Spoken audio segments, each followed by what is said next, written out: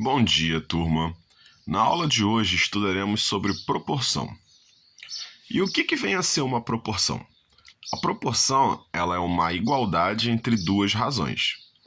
Então, quando a gente estiver aqui, nessa situação, meio igual a 4/8, tá? 4/8. Então, aqui 1/2 é igual a 4/8. O que significa isso? Significa que se você pegar os valores de uma razão, tá vendo? A primeira razão é 1/2.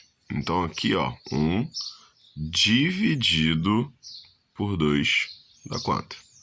Meio. Então se você pegar a segunda razão, 4, tá vendo 4 aqui? Dividido por 8 também vai dar meio. Então aqui, quando você tem duas razões, tá? Que os seus resultados são iguais, você chama de proporção. E aqui você pode desenhar a estrutura da proporção de duas maneiras. Utilizando duas frações, tá? Ou utilizando duas divisões.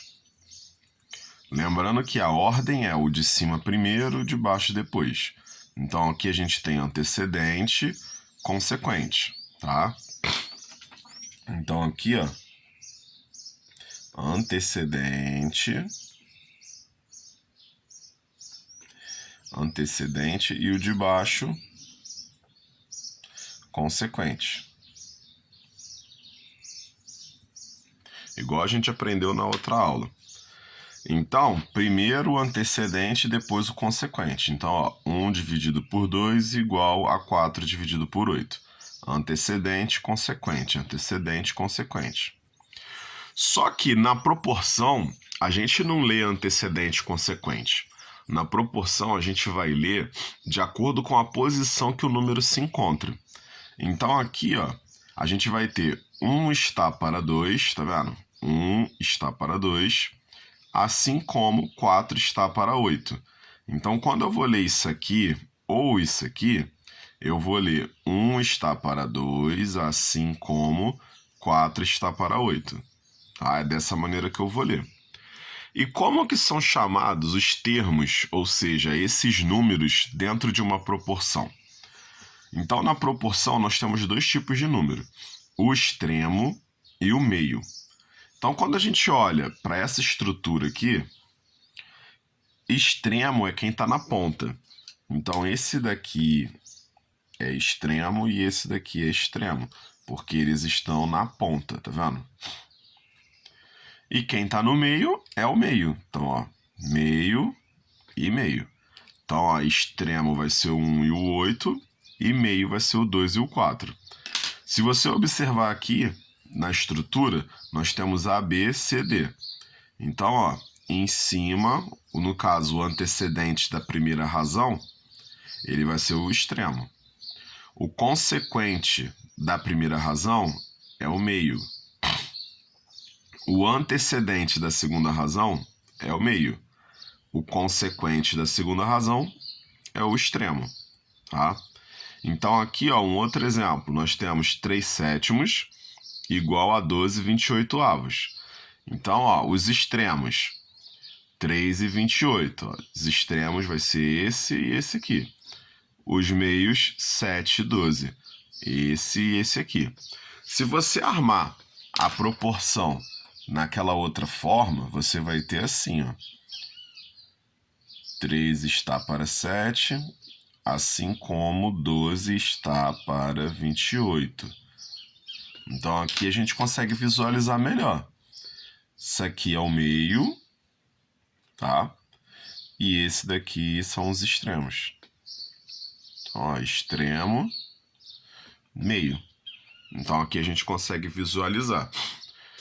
Se você não quer escrever assim, basta você lembrar que a primeira diagonal é dos extremos e a segunda diagonal é dos meios, tá? Então você pode lembrar assim também.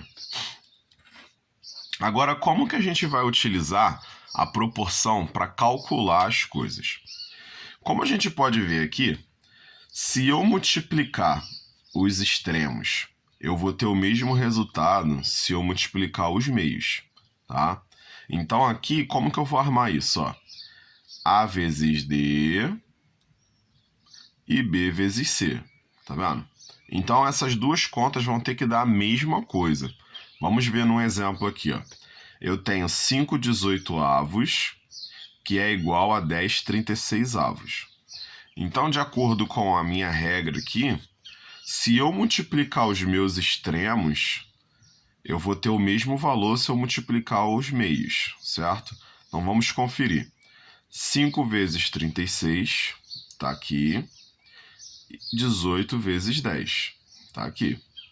5 vezes 36 dá 180 e 18 vezes 10 também dá 180. Aí agora vem a pergunta, mas como que eu vou utilizar isso para poder fazer a conta? Tá? A resposta é o seguinte, como você tem garantia que o produto ou a multiplicação dos extremos pelos meios vão dar o mesmo valor, se tiver faltando algum valor aqui, você consegue calcular o valor desconhecido. Então vamos fazer uns exemplos do valor desconhecido? Nós temos aqui, ó. Exemplo 1. Na escola do bairro, para cada 4 meninas, há 5 meninos estudando. Se há 580 meninos matriculados, quantos alunos estudam na escola do bairro? Então vamos lá. Primeira coisa que nós temos que fazer é entender aquilo que está sendo perguntado. Então aqui a pergunta é essa daqui, ó. Quantos alunos estudam na escola do bairro? Então vamos lá. Se a pergunta é aquela dali, quantos alunos estudam na escola do bairro? Acho que nem apareceu direito, né? Vamos grifar isso aqui melhor. Então essa aqui é a pergunta. Agora tá aparecendo legal. Então, quantos alunos estudam na escola do bairro? Eu tenho que entender o que isso significa. Então, vamos lá. Dentro de uma escola, você tem 2 tipos de alunos. Você tem os meninos e você tem as meninas. Então, aqui, quando você for calcular quantos alunos tem na escola do bairro, então você vai precisar desses 2 valores. Então, o total de alunos vai ser meninos mais meninas. E aqui ele só me dá a quantidade de meninos matriculados, que são 580. Então o que vai acontecer aqui? Com essas informações dadas, eu vou ter que primeiro calcular o número de meninas para depois eu ter o total de alunos na escola do bairro. Tá? Então, como que está armada a razão dentro desse problema? Por que eu estou perguntando isso? Porque dentro da proporção nós temos 2 razões, lembra aqui? Então eu tenho a primeira razão e a segunda razão. Então, para eu armar minha proporção, eu tenho que saber como que está organizado isso. Então eu volto para o problema e vejo, ó, na escola do bairro, para cada 4 meninas há 5 meninos. Então, de acordo com o que a gente viu nas aulas passadas, a razão ela é montada, ela é armada de acordo com a ordem que as informações são dadas no problema. Então aqui a ordem foi primeiro 4 meninas, depois 5 meninos, tá? Então eu vou ter como antecedente 4 meninas e como consequente 5 meninos. Então a minha primeira razão, ela vai ficar armada assim: 4/5, tá? No caso, meninas dividido por meninos. Igual a gente tem aqui, ó, estrutura da razão. Meninas dividido por meninos. Então, na minha primeira razão, eu tenho 4 meninas dividido por 5 meninos. Então, essa aqui vai ser a estrutura da minha razão. Então, se a minha estrutura é essa, meninas em cima e meninos embaixo, a primeira razão eu já tenho, que foi a que ele passou no problema. A segunda, eu só tenho um valor da razão, que é a quantidade de meninos. Então, o que vai acontecer? A minha segunda razão, eu não tenho a quantidade de meninas, tá? Mas eu tenho a quantidade de meninos. Então, o que eu vou fazer? No local onde deveria estar o número de meninas, que é a parte de cima, que é o antecedente, eu vou colocar o x, que é o valor desconhecido. Então, eu não conheço o número de meninas, x. Mas eu conheço o número de meninos, que é 580. Então, a minha segunda razão é x dividido por 580. Agora que eu tenho as duas razões, eu vou montar a proporção. E como que eu vou armar isso? Eu vou botar a primeira razão aqui, 4/5, igual a segunda razão, que é x sobre 580. Lembrando que sempre tem que ter o sinal de igual, tá, gente? Vocês não podem confundir com mais, menos, vezes, divisão. Não, não pode. Se você não colocar o sinal de igual, está errado. Agora que a minha proporção está armada, como que eu vou resolver isso? Eu vou multiplicar, tá, os valores de forma cruzada. Então aqui eu tenho 5 vezes x e 4 vezes 580. Se vocês perceberem aqui, no problema, a gente armou um pouco diferente do que foi passado aqui na regra. Porque na regra tá mandando você fazer os extremos primeiro, depois os meios. Tá vendo aqui? Então, a AD igual BC. Tá vendo? Só que por que a gente vai fazer diferente? Por que a gente vai botar os meios primeiro e depois os extremos? Por causa da letra. É sempre bom a gente ter a letra logo no primeiro membro. Então a gente vai começar com 5 vezes x. Vai dar diferença na hora de fazer o cálculo? Não, vai dar o mesmo resultado, tá? Então aqui, ó, 5 vezes x é igual a 4 vezes 580. Então tá aqui, ó. 5 vezes x igual a 4 vezes 580. Então 5 vezes x é 5x. E 4 vezes 580, 2.320. Vou passar o 5 dividindo, então eu tenho x igual a 2.320 dividido por 5. X igual a 464 meninas. Mas isso não é a minha resposta. Lembrando que ele quer o quê? Quantos alunos estudam na escola do bairro.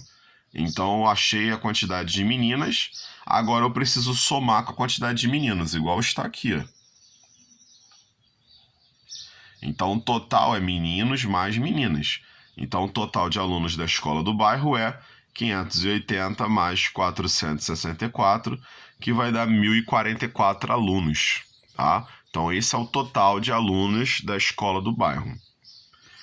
No exemplo 2, nós temos o seguinte. A altura da maquete de um edifício é 80 centímetros. Qual é a altura real do prédio, sabendo que a maquete foi construída na escala 1/40? Tá? Então, o que está acontecendo aqui? Ele quer saber, primeiramente, a altura real do prédio. Tá? Então, essa é a pergunta. Agora que eu já sei o que ele quer saber, eu vou pensar nas informações que ele está me dando. Então, ele me fala aqui que a altura da maquete de um edifício é 80 centímetros. Então, vamos lá. Ele fez um edifício, a maquetezinha, e essa maquete tem 80 centímetros de altura.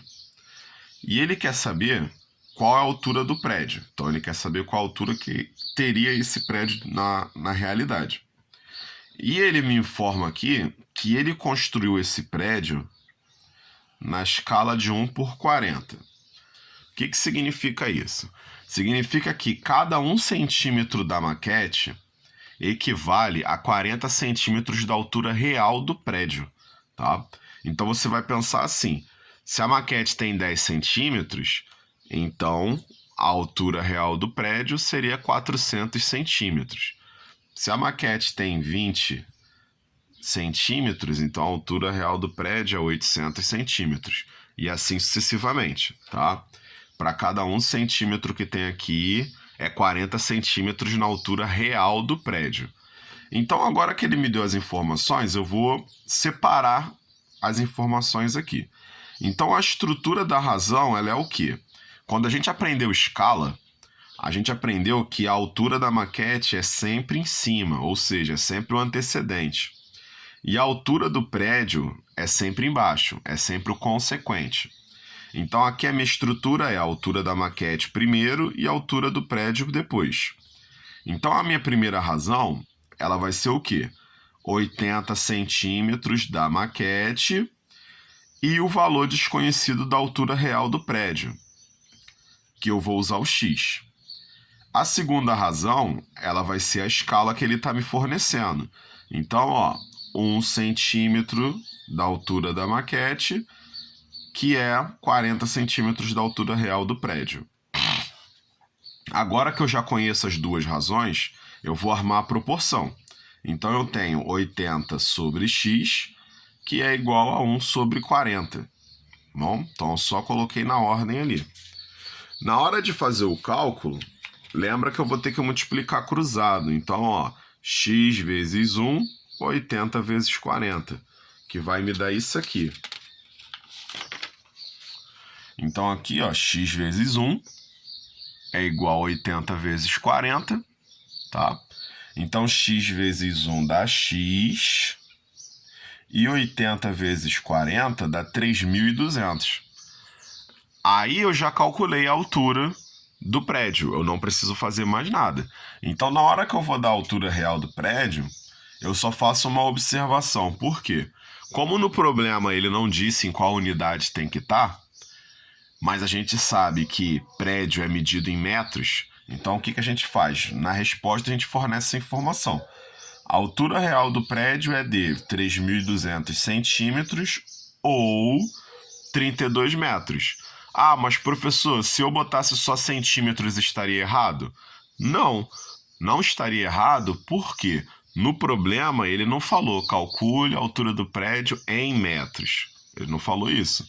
Mas, como a gente já sabe que a altura de um prédio é calculada em metros, a gente pode fornecer isso na resposta. Tá bom, gente? Então essa é a aula de hoje. Qualquer dúvida, vocês podem perguntar lá no grupo, tá? Que eu vou esclarecer para vocês no horário da aula. Então, tchau, tchau para vocês.